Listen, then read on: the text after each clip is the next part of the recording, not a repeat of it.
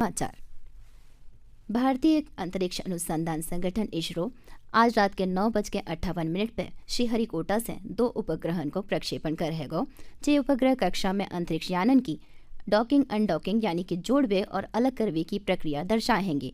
प्रक्षेपण यान PSLV C60 जे 2 उपग्रहों को SDX-01 और SDX-02 को 476 किलोमीटर की तृतीय कक्षा में स्थापित करेगा और स्पेस डॉकिंग की प्रायोगिक प्रक्रिया पूरी कर है। अब बात प्रदेश की।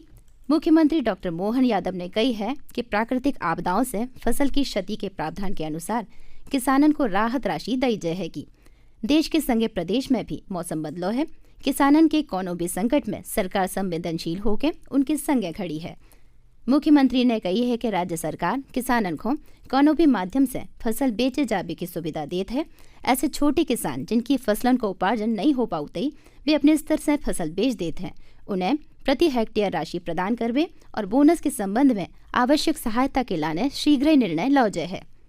मुख्यमंत्री डॉक्टर मोहन यादव ने प्रदेश के नागरिकन को भी असमय वर्षा शीत आदि से बचाव के लाने सावधानी बरतवे की सलाह दी है। राज्य शासन की लाभकारी योजनाओं को फायदा लेवे के लाने बिजली उपभोक्ताओं को KBC करावो अनिवार्य है। उपभोक्ताओं से कही गई है कि प्रदेश की मध्य क्षेत्र विद्युत वितरण कंपनी के उपाय ऐप को भी डाउनलोड करें। के माध्यम से भी वे KYC करा सकते हैं। KYC प्रक्रिया के तहत अब तक 5,86,000 से ज्यादा उपभोक्ताओं ने सफलतापूर्वक KYC करा ली है। भारत को विदेशी मुद्रा भंडार असाधारण वृद्धि दर्ज कर रहा है। अब तक 700 बिलियन अमेरिकी डॉलर के आंकड़ा को पार कर गया है। इससे भारत विश्व के चौथे स्थान पर पहुंच गया है। 2014 से लेकर 2024 के दशक में कुल प्रत्यक्ष विदेशी निवेश लगभग 709 बिलियन डॉलर को भाव है।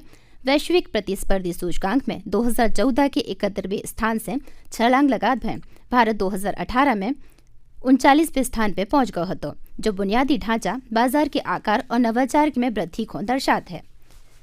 सोमवती अमावस्या के मौका पर आज प्रदेश के सभी पवित्र नदियों में श्रद्धालु बड़ी संख्या में पहुंचे। सभी ने इते पे पवित्र स्नान करो। सभी घाटन पे आम लोगों की सुरक्षा और भीड़ प्रबंधन के लाने टीमें तैनात करी गई हैं। जबलपुर में भी ग्वारी घाट, जिलहरी घाट में बड़ी संख्या में लोग स्नान करने पहुंचे। इते ऑस्ट्रेलिया और न्यूजीलैंड से आए पर्यटकन ने भी नर्मदा नदी में डुबकी लगाई। उज्जैन के सोमकुंड में स्नान करके तीर्थ पे दान पुण्य और पितृकर्म भी करे जा रहे हैं। नर्मदापुरम सहित अन्य प्रमुख घाटन पे जो स्थिति देखने मिली। अब बात क्रिकेट की। क्रिकेट में मेलबर्न बॉर्डर गवास्कर ट्रॉफी के चौथे टेस्ट मैच के 5वें और अंतिम दिन ऑस्ट्रेलिया ने भारत को 184 रनन से हरा दो है। 340 रनन के लक्ष्य के जवाब में भारत की टीम अपनी दूसरी पारी में 155 रनन पे ही सिमट गई। यशस्वी जायसवाल ने भारत के लाने सबसे ज्यादा 84 रन बनाए। ऑस्ट्रेलिया 5 टेस्ट मैचों की श्रृंखला में 2-1 की बढ़त बना चुका है। अब बात बसकारे की। प्रदेश में बसकारो अब तो थम गया है। अब दिन रात के तापमान में गिरावट होने लगी है। रविवार की रात कई शहरों के तापमान लुढ़क गए। अब नए साल के पहले दिन यानी कि 1 जनवरी से कड़ाके की ठंड का दौर शुरू हो जाए है। मौसम विभाग की चेतावनी है कि बर्फीली हवा की वजह से पूरा प्रदेश ठिठुरन लग है। सबसे ज्यादा असर उज्जैन और ग्वालियर चंबल में दिखाई दे है।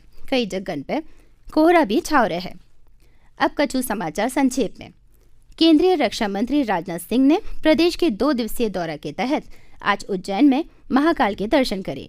उनने कल महू में सेना के प्रशिक्षण केंद्र को दौरा करके सैन्य अधिकारियों को भी संबोधित करो હતો। पन्ना टाइगर रिजर्व में बागिन P-151 ने हाल ही में 3 शावकन को जन्म दो હતો, जो लगभग 2 माह के बताए जा रहे हैं। कल पहली बेरा वो अपने तीनों शावकन के संगे पर्यटकन के सामने आई। नर्मदापुरम जिला के समर्थन मूल्य पे धान खरीदी को काम जारी है। अब तक 64 उपार्जन केंद्रन पे 88,049 मीट्रिक टन धान की खरीदी कर ली गई है। जबलपुर से दमोह की ओर जा रहे गौवंश से भरो ट्रक बोरिया गांव के पास पलट गया। इस हादसा में कई गौवंशन की मौत हो गई, जबकि कछु घायल हो गए। के संग बुंदेली समाचार समाप्त भय।